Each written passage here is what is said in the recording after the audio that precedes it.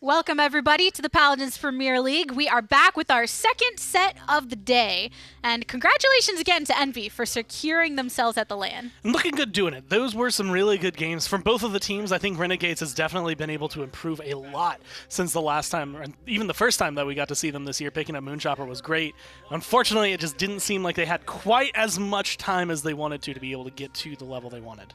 So, I mean, between game one and the last game of that game four, pretty tight. But between that, Envy was looking in the middle, pretty good. It was a good sandwich. A good little sandwich indeed. So, going into this next set, it's going to be a very different vibe. We have G2, who have just been doing tremendously well throughout this entire time, going against SK, that they've been trying to figure stuff out, and under the leadership of Bitey and No, we've seen some just changes in their strategy and stuff, but it's been difficult for them at this point. Their hopes of making the LAN were a couple weeks ago just a little non-existent, but you're still trying to find exactly what works for you moving forward. And the thing about SK that has kind of baffled me, it's really kind of, because they all look phenomenal. We get a lot of good plays from members all across the team, and they look solid, and yet it just doesn't seem to work out in a lot of instances. You go up against Envy, even Renegades, pretty much every other team, to the point where Splice was able to get a victory. You look really good, and yet you just weren't able to close it out. And I think that's kind of been the problem, is just some of the synergy issues throughout the team, where it's like you have 5 really good players, but it never looks like one really good team. And one thing with G2, they're looking to attempt to be undefeated throughout this regular. Yes. And you think, okay, that's just a really cool perk. But when you look at EU, and Fnatic was able to achieve that once more, and I'm sure there's kind of that psychological aspect to going, there's always this EU-NA rivalry, right? So if you're on the side of G2 and you're trying to move forward and show that you can contest EU, then you need to make sure that you're able to hold to the same standard. And the way we've been seeing players like Dosubs, just where he's been able to flex, and Cutie, he's been going to that frontliner, and everyone's been fitting nicely into these roles since the addition of X. Well, it's in this really interesting area where, you know, like you said, comparing kind of NA to EU. Fnatic came in this week, and they look like Fnatic that we've seen all split, right? Playing just as strong. The last time G2 played SK was the first time they pulled out that 4 DPS, and then the last time that we saw them, they pulled that out against Splice. And so it's one of those things that they're coming into this last week, I think, kind of sure of themselves, recognizing, I mean, Splice, SK, 2 of the teams that, granted, haven't given them much trouble in the past. They don't really expect it now, but that's also some of the times that we see some of the top teams fall, is because they're like, man, this is going to be an easy win. Well, G2 likes to have fun. When they brought out that quad DPS, and we talked to their coach, Kyle, after, like, they felt like doing it. But I want to know where we're going to be starting off this set. It's a best of 5. And G2, that's the thing, moving into this, I'm sure they have that competitive spirit. They want to keep that undefeated record, and we're going to Splitstone Quarry, where both of these teams have voluntarily went in the past. But they also have a lot of playful nature with them. And it's one of those things, especially once you confirm for LAN. Like, you're looking at Envy and Renegades, every single thing about this week was very serious for them, because it was make or break as to whether or not they could make it to LAN. G2? I mean, you could lose 2, and, like, granted, it might not look that great again. Splice, SK, you don't want to drop those 2 sets, but you're at least feeling confident because you know you're already going to LAN. Now you come into it, and you are last set of the split. You have LAN secured. You know that the other team is one that you've beaten before with some stuff that admittedly might have been a little out there, but you've shown repeated success on that kind of composition before, so I think G2 is feeling confident. And everything so far, so good, just looking pretty standard. Cassie being the first pickup. And right now you've got the potential of Bomb King and Cassie on the side of SK to try and shut things down. Nando for that aggression and impact on the point. But Inara, Barrick, we've seen this combination in the past too. And this is looking a lot more, again, if I wanted to compare anything, this is much more of a Fnatic-style draft coming down from G2, which is a very solid place to be. Making Barrick work has been something that I think has been essential for a lot of these teams to find success, so being able to bring him in and have him do well is important. Double front line for SK and double front line for G2. Bringing out the Victor again. Who do you like more with this one? I like G2s. I mean, Inara, Barrick, Zen, Genos does a lot of damage, and then Victor, this is a map that I actually think Victor does incredibly well on. Well, I want to see the action. It's SK Gaming versus G2 Esports. Game number 1 happens now. Thanks, Gabby. It's time to get into game number 1 in a set where, myself, Rain Day, and Pretty Hair don't necessarily know if there's going to be too much competition. I think SK are going to have to prove that to us and everyone else watching. But the curious note of G2 taking that barrack. You said Doseps actually likes it, but is this in combination of the fact that they've seen it so much in Europe over the past week? Perhaps. I mean, they get their Genos early, and we talk about how that's a really nice synergy for that there. But the last pick, Victor, is G2 already set to meme, or are they just not looking at the Maeve here at this point? You've seen so much flexibility. She's fallen, man. Could have gone. Yeah, she definitely has. She could have gone, but this is still the matchup you would want against Fernando and Terminus with Genos. The stars have aligned. It feels like a Maeve, and maybe that's why the Genos is picked, because he's so good at that. He's controlling through time and space and the stars and all that stuff. But I think the idea around this Maeve going away is just temporary. I think in LAN, one good game with a Maeve where she's dominant, I think she's going to start being in the ban pick conversation. And I also think that this barrack is something that, I loving that question. You said maybe. I do think that this is them having more flexibility practice to say, let's get a game in where we're prioritizing barrack the same way in a top 3 position that EU is doing and see what kind of lineups we can work with. The Demon and Gearhead. Where are those titles from? Well, the Demon's probably from one? that Abyssal Drogos, you know what? That event. And then the Gearhead is from the first Battle Pass with that Gearhead spray. Wow. Congratulations on making it through the Battle Pass, Vex. That's right. He's done it. He's Huge played ups. enough Paladins. Huge ups to that, man. Which is surprising because looking at his play, you wouldn't think he plays a lot. No, not really. He's just Genos, man. Exactly, dude. One of those Rum Royale pros trying to make it over here to the Paladin side. Just pay your dues, buddy. Got to put your foot down. It's not that simple. It's not that simple, okay? Want a simple game, go play Smite. Shots fired here in Studio 5. Is it really? I mean, I'm sure no one could hear me over Ryan and Agro's voices at this point. Yeah, no kidding. 54% and counting here for G2 Esports. Having a little fun on Friday, as usual. And at this point, G2 are in firm control. Doseps has played the barrack on this map a couple of times, actually. It's been rather rough. This is where Splice brought out that Quadra DPS. Holding it down so far, so good, though. Sonara forced out for the time being. Cuskcutie doesn't know where he wants to go. Not a lot of frags here in the first round as we reach 2 minutes on the objective. G2 with a 93-12 lead, but SK Gaming are back in control. Then Evil Eye just comes out of nowhere with the spike. From the top ropes, for real. Jeez. Just immediately, whirls, the fastest spite I think I've ever seen. Just nothing happening and immediate. The Undertaker's throwing Mankind off 16 feet. Even his teammates were like, whoa, where did that come from? Hold up, dude. He's killed him. I said I was with you, but I meant, give me a couple seconds.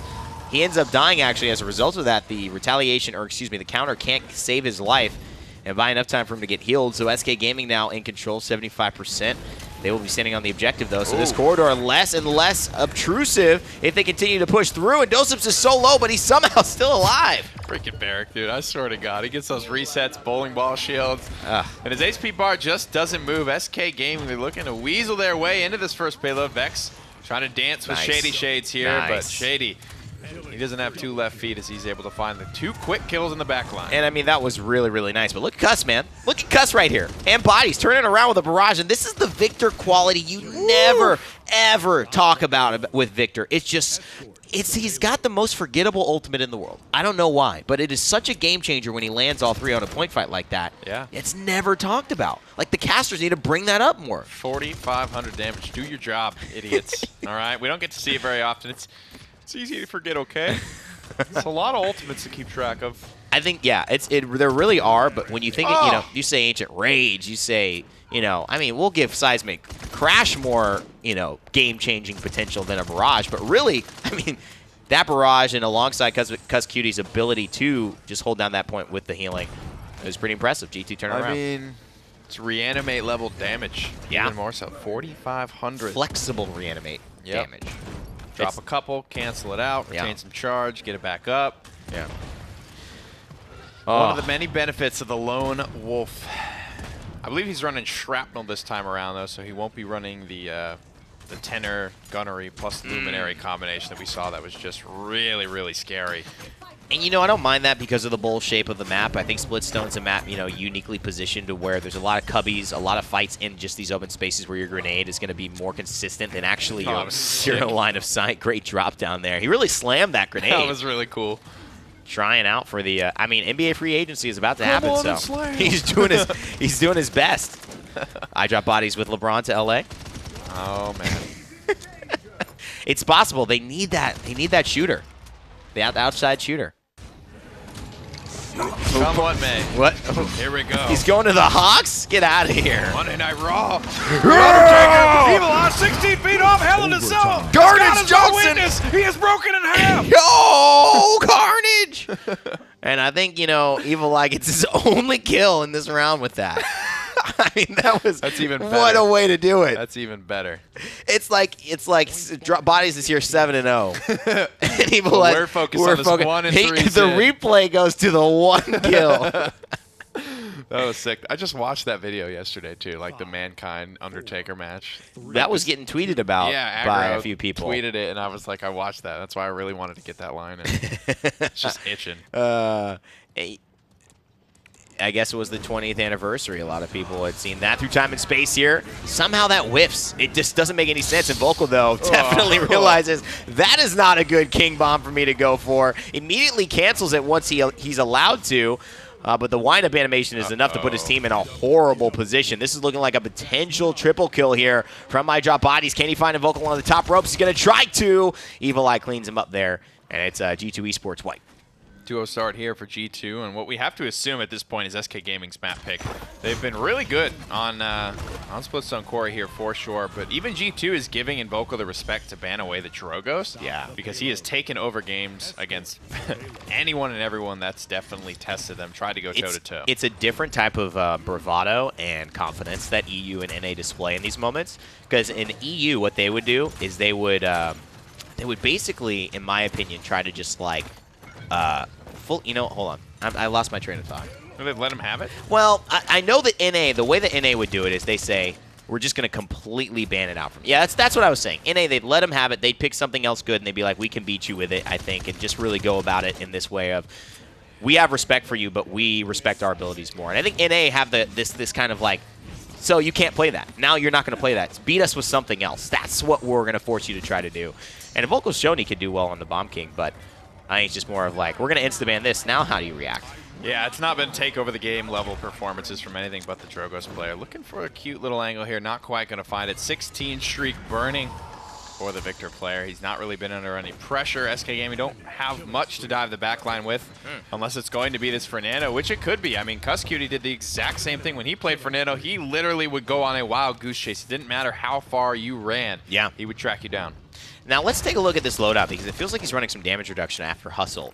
Because it just didn't look like he was taking full damage. But he ended up, I guess, doing so and running firing stance. Not even movement speed during Hustle. So that was just a normal Victor Hustle getting away from a pursuing Cassie. New Victor, baby. Yeah, I mean. Must be the eyeliner. Must be the eyeliner. 2350 in terms of the health. Maybe that's why I didn't chunk as much because he's running some more health than some Victor loadouts actually go for. Going for the Tom Brady style of play here. Nice spite there to just lock down Wardoom. Oh, the spray. Is back on the Fernando. That's something we haven't talked about yet. That's true. The support. Now playing front line again. Wi-Fi here. He's going to go down, and Voco's going to try and salvage this, but it gets countered out. Read like a book here, countered by Evil Eye. He's going to clean it up with the sword swing. In that situation, because it's easy to see that that's going to happen, right? Do you bet on him not having counter? Do you go past him and say, maybe I'll get the other teammates? Because you know you're going to die if he just counters that right away. I mean, Evil Eye literally just put himself in front of it. There's not enough turning radius, I don't think, on King Bomb for Invoco to have juked around Evil Eye and gotten to the backline there. Yeah, Evil I guess you're right. Because he was so confident with the way he's trying to counter, would have probably just put himself in front of it anyway. Yeah. Unlucky stuff. 2 King Bombs. Really no success there. Despite the success of the defense coming through, they get a lot of good ultimates from SK.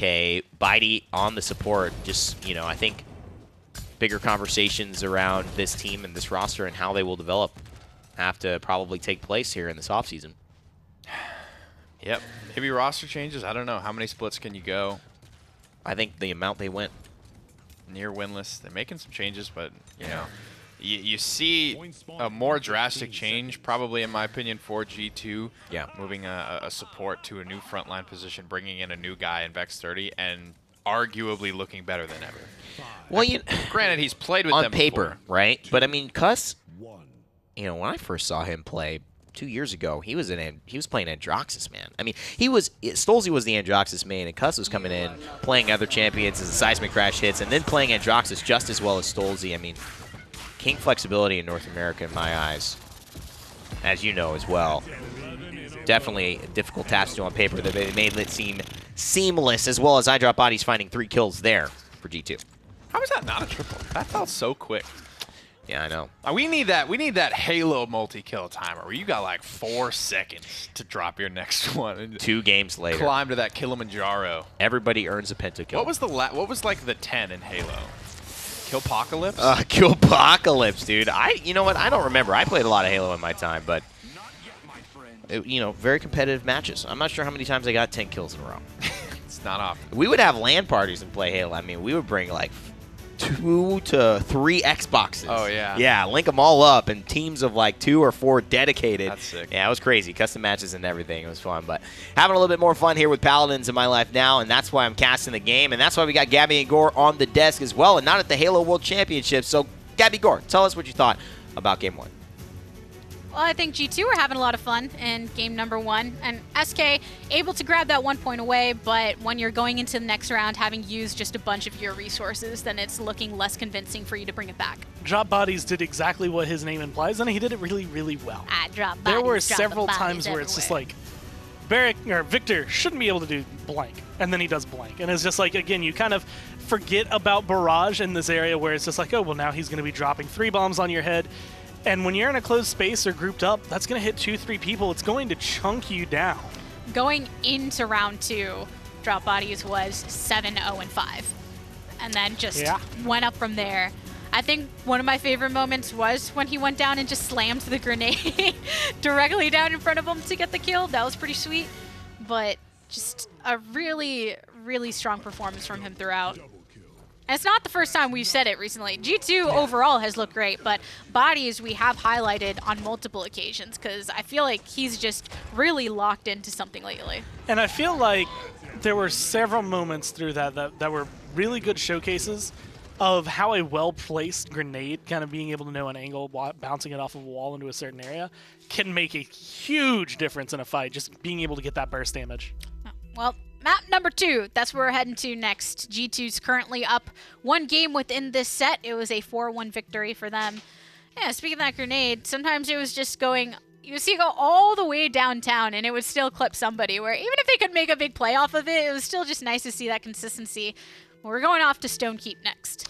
Now, I'm curious. So we've seen Barrick get pulled in, which I kind of say is like a strategy I've seen roped in from like Fnatic. Navi's started picking it up. Europe usually, I feel like, kind of pulled that in, although I think we've seen North America kind of toy with the idea. So now the question is, do G2 pull out Willow the way Fnatic has been, or do they stay in the realm of, I was going to say like sanity, but I feel like Fnatic won too many games with Willow for me to talk bad about her anymore. Yeah. Visheko had some great times that were a lot of fun to watch on Willow, and I think a lot of people want to make... They banned it. That's the clip you're looking at. Well. They banned it. You know, so I guess no Willow. They really wanted to take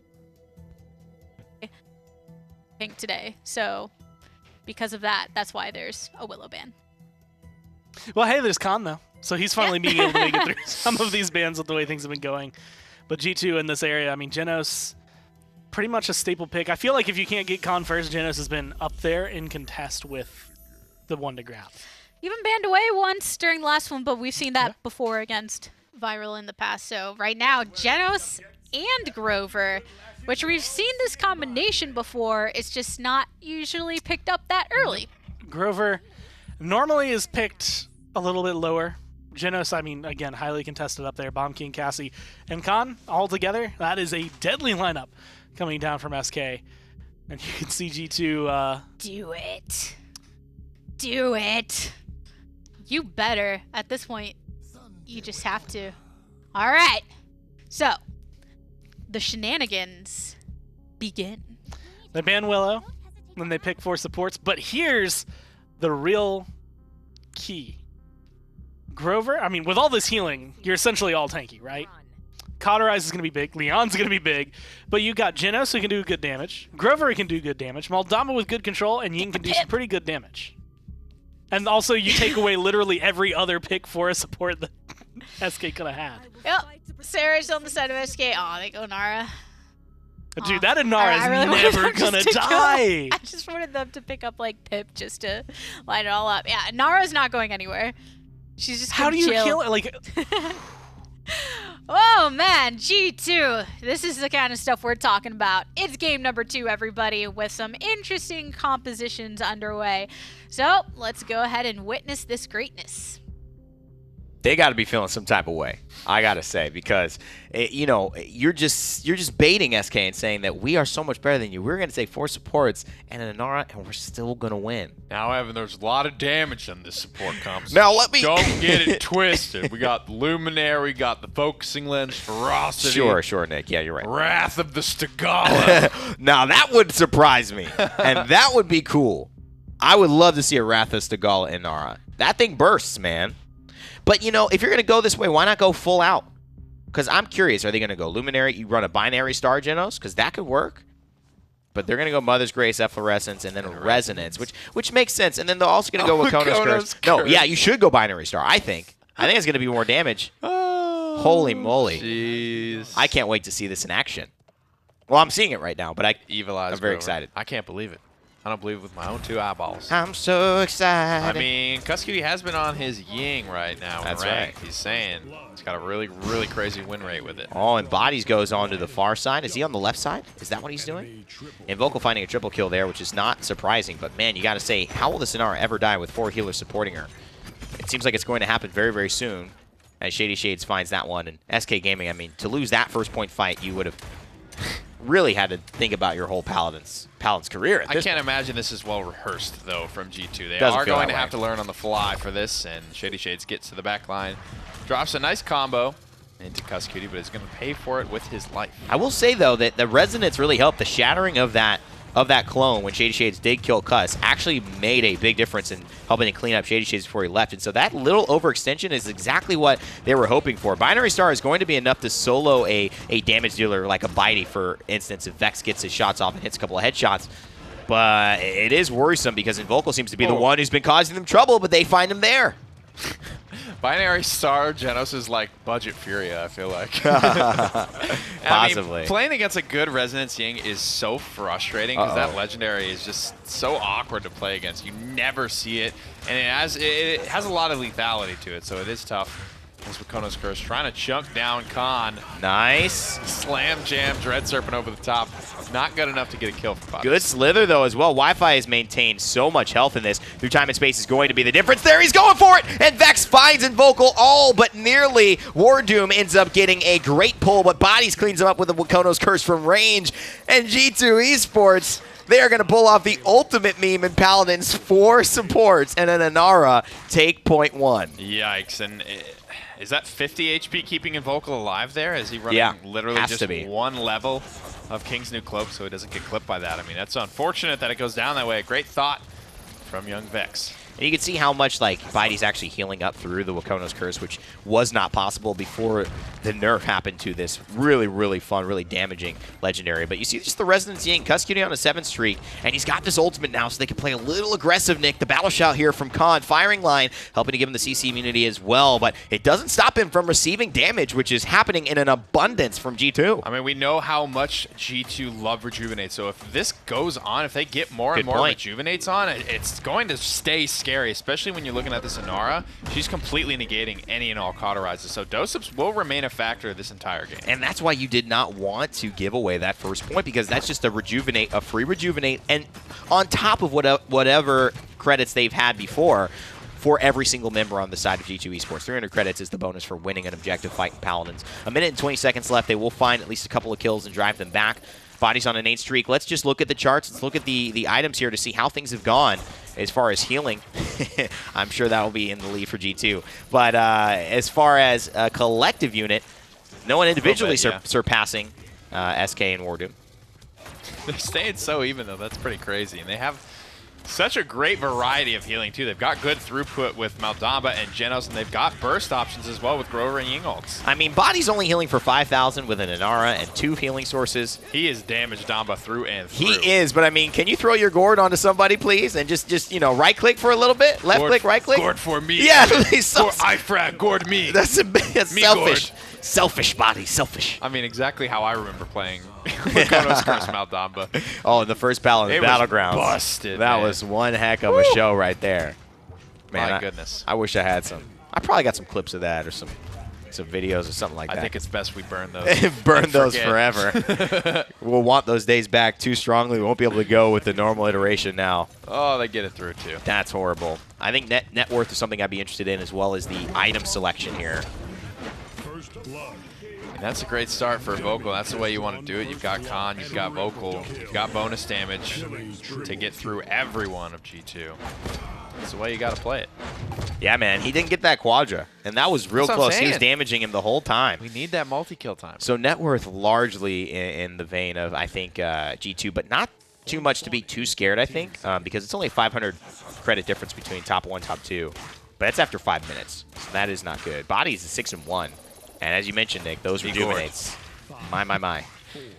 It's going to be something to fight against here, SK. Thankfully, they do get enough credits to be able to get themselves cauterized 2s on those that are picking it up. Shady Shades is going to have, of course, his talent, getting him to 90% right out of the gate. How you feeling about that, Gord? Oh, I think that's, again, a damaged Damba through and through. It sounds like he's having a fun time in this game for sure, really making the most of it. And I wonder if we'll continue to see this. I mean, glimpse into the minds of SK players right now, Nick. What do you think is going on with them? That. Especially right as a payload roaster, just a deep sigh in the comms. You know, it does feel this like, man, we can't even win against this. Because like, even if you're winning about it, even if you beat this, it's like, who cares? Who cares? Like, that's not impressive, right? And if you lose, it's the worst. It's a win-win for G2, too, because they say, oh, we were joking around when we were playing serious, so we lost, and then when they play serious, they win. They're like, that's what happens when we play serious. Wow. Great stun there from iDrop Bodies as well. 14th streak continues. And the Gord play, selfish or not, tends to work out for him. That boy can toss some noodles. But you're right, Nick. This is just a lose-lose from G2, from SK's perspective. I don't know. Especially in G2's positioning. Nothing to lose from the standings except their perfect season, which, you know, I don't think they care about. I don't think they do much either when they've picked up 4 supports here. Here comes so many resets, Evan. They've got the Whirlwinds, Illusory Rifts, and covering everything and in between. Never running out of sustain. And I think what I like about G2 is their awareness of what esports and entertainment is. I think the idea that, like, this is more fun to see than us stomp an SK roster that's going to make some changes that, you know, obviously is not in the best spot, hasn't been for a minute, and we're going to land as the top seed undefeated. This is just better entertainment value. And we can still probably win, but I think there's this part of Cuss and this part of this team that's like, we'd rather put on a good show. Like, we'll get the win, but we want to put on a good show as well. We don't want to compromise for both of that.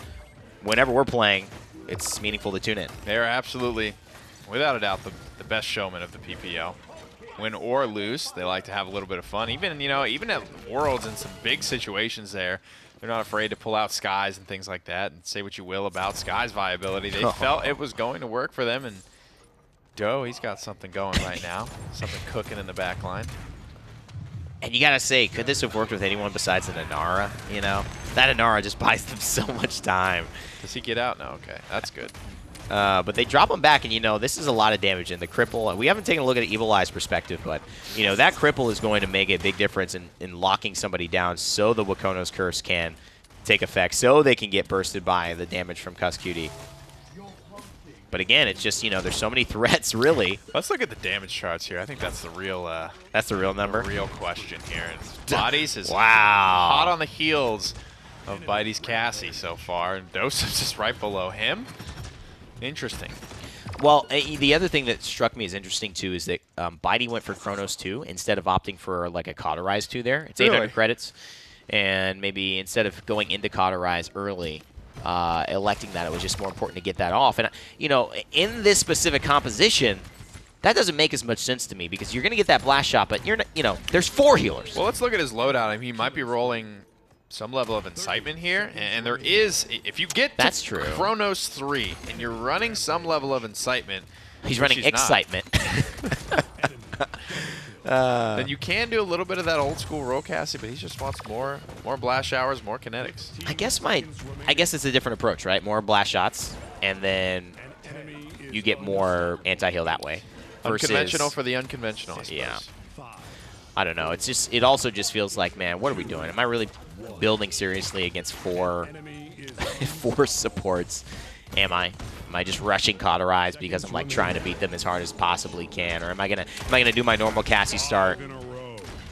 I think it's almost like, man, they're building seriously, they're playing hard. How much until you start to be like, I'm not looking good in this situation no matter what? I don't know. It's like somebody's playing left-handed and blindfolded on you in one-on-one, and you're like sweating, you know, pulling up your shorts and like really getting into it. I think at that point, guys just are kind of like, oh, come on, man, come on, take it easy. Oh, come on. You know, they're trying, they let you go by. I don't know. Yikes. Well, they're gonna do their damnness. Shady Shades has picked up a bulldozer to get through these Ying clones. Orders field, things like that. So a couple of unconventional things here across the board for SK Gaming, trying to stay alive against the quad support and Nara composition. Evil Eyes yeets some big axes across the map and connecting. Yeah, I mean, so much damage off of that. I'm surprised Vocal finds Doseps early. It was off the overpower. That's really the only reason. So they won't be able to get that early, I think, attention onto the objective that has helped G2 Esports to have that lead and to be able to make one play. SK Gaming now with comeback mechanic have the point. They've set up a really good zone here. I don't know. They have. It's going to be really tough for G2 to be able to break this one. Everyone's going to be getting dismounted. Shady comes out with the Enlightenment. But Shade's going to die again. Yeah, if they get these picks. And he's going to whirlwind. He's going to get there. Shades can't keep dying on those zones, man. That's the second time. Yeah, not a good look here. That's it. That opens the door for G2 to make it back in. SK not out of it yet. 93% on the objective. Sure? Comeback mechanic next slams home a double dunk. I don't know if this Khan's making it out alive in the zone. Now being set up for G2 as they climb north of 60%. And you're right, man. SK have them dead to rights there. Comeback mechanic, you know, you zone, you push, you just poke until they get to the point. Maybe even if Shades doesn't die, it still doesn't go their way. But you definitely could say that man down, it's not going to work. That's G2 a Esports. fundamental oopsie daisy. Yikes, yikes, yikes. G2 Esports give us a show, and they actually take the win anyways over SK. 4 supports. I think mentally you've defeated them at this point. I think at this point, I mean, I'm defeated if I'm an SK fan. I'm like, well, so what's next? What are we going to do here? I mean, not much. Not much. The sooner we get it back to the desk, the sooner we can find out what's next. All right, well, let's send it back there and see what Gabby and Gore think about that one. I wonder if Doe was bummed because he was the only one that didn't get to play support, or if he was like, nah, it's okay, I don't want any part of that. The only one who was like, I don't want to play support. Like, just I'm fine. Leave me out of it. I'm fine, just doing my normal thing. It's cool. Y'all have fun. It's going to be a great time. I mean, it was described as like a lose-lose for SK, but a win-win for G2, because it's like, hey, not only can you win, but you get to have fun doing it. And I think it's, right now, I would say these sets, the first set was great because it was very close between the two teams, and you get like the competitive nature of who's going to LAN. This one's great because you get to see G2 just have fun. It's like the Globetrotters. True. It's not that often that we get to see Ying either, and now we got to see it with a lot of other things here in game number 2. Cutie was playing this one. So what were your thoughts on bringing this to the table alongside the rest of this composition? They made it look good, but I think they made everything on their side look good. I mean, they had Binary Star, which I think at this point the only thing I've seen, or the only other team I've seen competitively run that is Burrito. And again, it's in matches where it's like, well, we know we're going to win, so let's let the supports do some damage every now and then. G2 take that to the next level where they're like, let's let the supports only be the damage that we have. Seeing Cuss back on the supports. It's been a minute here. Those once in a lasers while hurt. Whenever they do double, but yeah, they can sting you a bit. So G2's obviously having some fun. It went for them in game number 2. Going into game number 3, I wonder if we can expect something wacky once more. Maybe on the side of SK as well. Who knows at this point? They're down 2 games, and Ascension Peak is where we're going next. Now, see, this one will confuse me a little bit, just because now you're going into Ascension Peak, which SK has found success on. This is actually a good map for them. It's also a good map for G2, though, which is kind of the issue. You have kind of the duality coming down from it.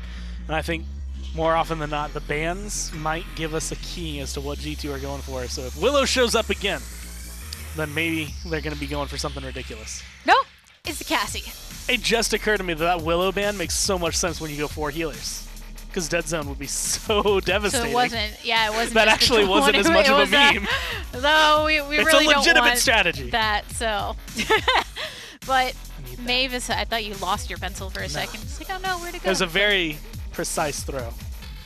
You know your pencil throwing gore. But here we are, Maeve, Leon, and Genos. Nothing too crazy just yet. It looks like they might be going back to the north. Well, still, it's early. It's early. We don't know.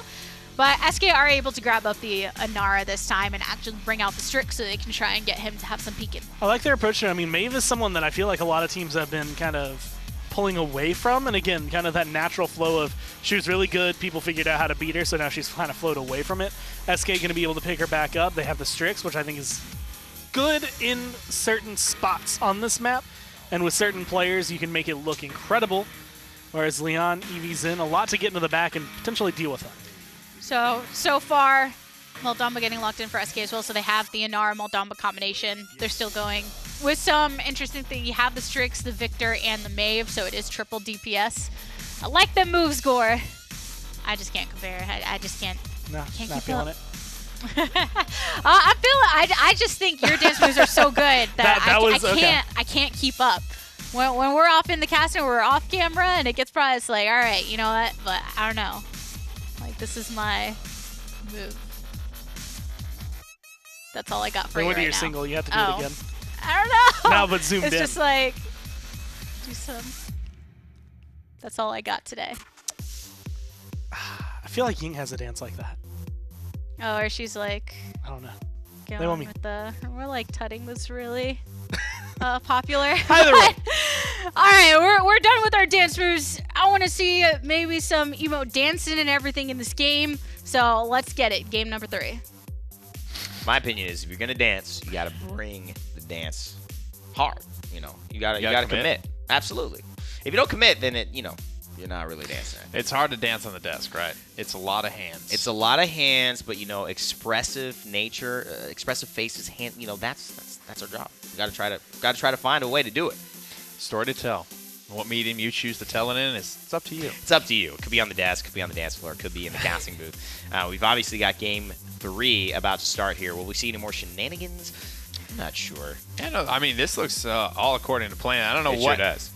This feels like that game that you would want to do that if you're G2. Normally, midway through the set, we won't see that type of thing, and then the swap back to seriousness here, because in all seriousness, this is a fine composition G2 have managed to put together. However, Ascension Peak is a map that SK traditionally have done pretty well on. Bitey's actually traditionally run Victor on basically every competitive high-level LAN game they've played on Ascension Peak here, but it's the Luminary comp here today as there's 4 DPS. If you want to throw Barrack in that ring this time around, Dosups has picked up the Tinkerin, and we'll be looking to frag out. Kind of a nice spot, I think, for Invocal to take. He can get angles onto the backside, right side, and left side, and at least see people coming at him, not get surprised, have nowhere to run. A little bit aggressive, though, I will say. And now he's exposed himself to Evil Eye, who is right there. Good anticipatory counter. He's just going to back off. He's got the info. He's forced some, I think, pressure onto Invocal, who now has been not sniping that entire time, so that's damage lost. And has a great chance to aggress onto him and Bitey if they're not careful. Evil Eye playing it very safe there. Doesn't go for the final strike on the Bitey. Doesn't want to lose his life for it, is I think the moral of that story. So he just counters, backs off. Doe pops his first bowling ball of what is likely to be many as Evil Eye picks up the first kill of what is likely to be many. Absolutely going bowling are these Paladins players, and you got to wonder, do they need to hit the lanes back at home to get this itch out? Is it just that, bowling is something these guys need a little bit of a rest? They didn't get a lot of vacation in between these 2 PPL seasons, so maybe just, I don't know, missing the pastimes of enjoying a nice time with their buddies. And a couple of bowling balls here. 96% for G2 Esports. And it looks like it's going to be a capture. Great shots there from Bodies as Eevee. He's able to find a couple of nice ones onto a mid-air Maeve, as well as a couple of post-blink flickerinis onto the support. Bitey doing his best. He's going to go toe-to-toe here with Evil Eye, force him back for the time being. Doesn't take a lot of damage in response, but G2 are still pushing onward and upward here. Luminary's going to boost these shots to 977. Bitey running, fighting for his life. He manages just to squeak out in time as there's an Ice Storm ready to lock everyone down. I think it's in SK's best interest that they spread out. And most of us have kind of also been waiting ever since the new Demonette Maeve skin dropped. We've stopped seeing Maeve in game. It's like rough. I don't know what happened. Not my Maeve, Evan. You know, not my Maeve. Here it is. Not my pants. And we'll see if we see Furia, or we'll see her alternate pantsless color. That'll definitely be a good thread to follow. Yeah, we'll have to see which one shows up more in LAN, as we assume she will be picked. She could get banned as well. I think she'll be banned out almost all the time. If not, I mean, she's going to cause a lot of interesting drafts. Oh yeah, I mean, if you're banning her out as well, you're getting like Makoa every game. You're getting Khan Makoa you're getting one of those guys. Otherwise, you're getting Cassie Shaolin every game. People and that opens you up to, if you're second pick, you don't want to be. You don't want them to get the only power pick left open. That one extra pick that squeaks through, you don't want them to have it. You want to, you ban your Torvald Genos or whatever you got to ban to make sure you get something juicy. Yeah, we didn't have, I mean, we didn't even say anything about Genos or Buck in that situation, and let alone if you see Maeve come back into the meta, which I have kind of a feeling that she will. And we'll see how this translation of this early Barrack pick, so far working well for Dosips, and the rest of G2 Esports just working well. Cusscutie on the Leon, though, not something we often get to see, but a nice showcase of his ability to flex yet again. Yeah, and this is good for G2, right? You know, Doe's got the Cassies and the Shaolin if they have to put him in that third DPS slot, but Cusscutie, if it has to be, he can play the Eevee. He's done it a couple times before. Bodies appears to be the main Eevee player for this roster so far. He is far out of this fight, though, not really affecting much. It's taking place clear on the other side of the map from him. And Midnight is going to ensure that he doesn't really know where he is. Oh baby. My God, nice gorgeous. one. He goes for the spray as well. Doesn't quite get it because he immediately goes into the billow. I think it's too high from the ground, but then makes sure to spray But his camera told the story. His camera told the story. The little bow. I always felt that was a nice level of BM, not even hitting the spray, but just bowing, knowing that you were going to go for the spray. That was really, really clean. You can... I think just because those sources of damage connected pretty much at the same time there, Evil Eye was able to counter that pounce and then get back in there for the quick zero hesitation spite. Bodies continues to be pretty electric on this Eevee. Yeah, really smooth, man. Rocking one of the older skins for Stevie. Gender bend Eevee skin, Stevie.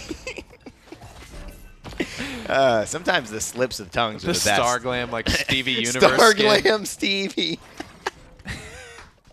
Oh, I'm a genius. I'm an accidental genius. So this isn't me. This is the man upstairs. I got to thank him for these ideas. Boy, oh boy. 2 minutes left. Starglam Stevie putting on a show, and I drop bodies. Absolutely magnificent here. His questions has always been, can he be magnificent at LAN? And so far, we're going to get a chance to see them. Yeah. I mean, Bodies is always, in my opinion, he's always done about as well on LAN as he's done in the online split leading up to it, and he's had a hell of a year. So I anticipate him, and hopefully, I got a lot of hope for this G2 roster because they never quite do as much as you're expecting them to do at LAN. They don't get to the finals very consistently. They're getting knocked out somewhere in the middle most of the time. But I'd love to see them break another finals, or God forbid, win one. But Fnatic will be looking like they got something to say about that. I certainly hope so. It's 3-0. I mean, will this be the end, Nick? Will this be the end of SK's season? Will this be the beginning of maybe the dream run for G2 Esports in winning a LAN since last year in Spain and Valencia?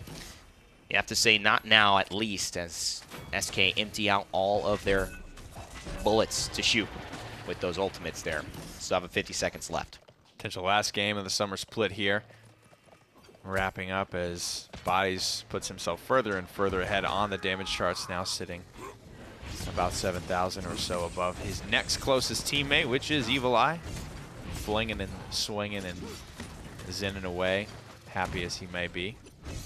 Happy as a buttercup, a tulip on a warm Sunday evening. Happy as a buttercup tulip on a warm Sunday evening, man. That's a good one. And that definitely is one that we should keep in the pocket. A buttercup tulip on a warm Sunday evening. Got to say it one more time just to make sure I remember it. Because this isn't recorded or anything. Save that for a rainy day. Save that for a Sunday evening, or a warm Sunday evening. Especially if it's a buttercup tulip. I love that. Is that a real flower? Yeah. Buttercup tulip? I think so. Isn't that the one you put under your chin and it's like, if it reflects yellow, you like butter or something like that? Damn, that's some Sal stuff, That is man. some Salfish. I don't know nothing about that, man. That's some Sal stuff right there. But I do hope to see a buttercup tulip in my life as well. Let's send it back to the desk to round out the PPL for this season and get ready to see our boys coming over at LAN.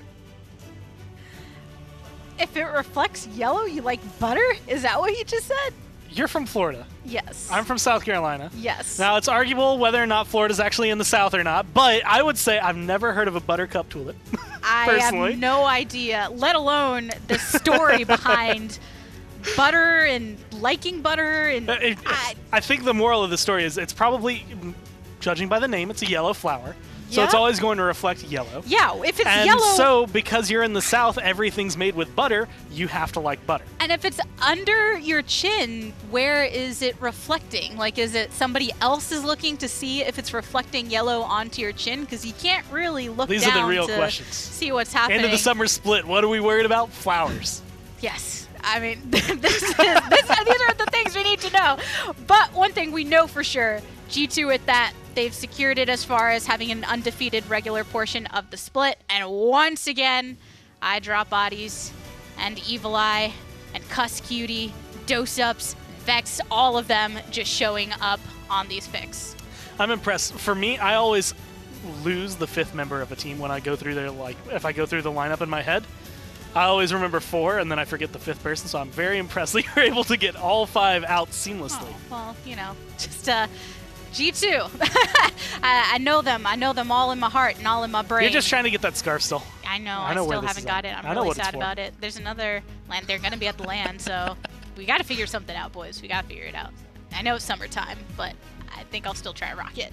But Evil Eye on this in, as you saw, great performance. Canceling out any of that potential pop-off potential on the side of SK when you had, you know, Shady Shades on the Maeve that was hoping to put in where it's just really hard on the side of SK when you're going into the next split because now you're not going to be attending the LAN. What are you thinking as far as roster changes, just your mentality going for it? Because something has to change if you want to get back into that top-notch territory. And I said this yesterday, but there's 2 paths that the scene goes on now, right? There's the one that we're going to follow, which is the teams that come to LAN. We watch who's going to be the success story. PGS teams come into the mix. We get the PCS LAN. We have all of this stuff going on for the victors. And then there's everyone else. Where are the teams, like who's changing, who's swapping, who's leaving, what's going on, I guess, kind of behind the scenes and in like the underbelly of the beast. Yeah, but now we know our standings across the board for the summer split. G2, Esports, and Fnatic both remaining undefeated. And then right behind them, you've got Na'Vi and Team Envy that will also be attending this LAN. Now, you never know. Maybe something will happen again with the PGS team and somebody will be making their way through. Still a bit of time that we have until those actually take place. But this is how the matches went down this week. Nothing, I think, too surprising. I would say the Na'Vi set actually maybe not as long as you might have thought, or maybe not as contested as you would have thought coming into it. Na'Vi just kind of solidifying their spot and being able to, essentially from that, solidify themselves at LAN. We're almost done with June, which puts us that much closer to November, which is when we will have DreamHack. HRX, HighResExpo.com is where you can purchase your tickets to Paladins World Championship, Console Wars, and then our Smite content as well. And don't forget, as you were told through that wonderful video earlier, we have a summer sale, 25% off of all this stuff. Yeah, that was a pretty top-notch video. I dug it. I like the way they did it. It's pretty hot outside, too. I liked being able to see Nick with long hair again. It was like a flashback. Right? The beard was a little different, but you know, Yeah, take what just you can. A little different. Now with everything complete this week, we do have Esports Weekly coming on Monday at 3 p.m. Eastern. But for now, I hope you all enjoy a Buttercup Tulip on a warm summer evening. Sunday. Sunday summer evening. I wrote it down. All right, everybody. We'll see you next time.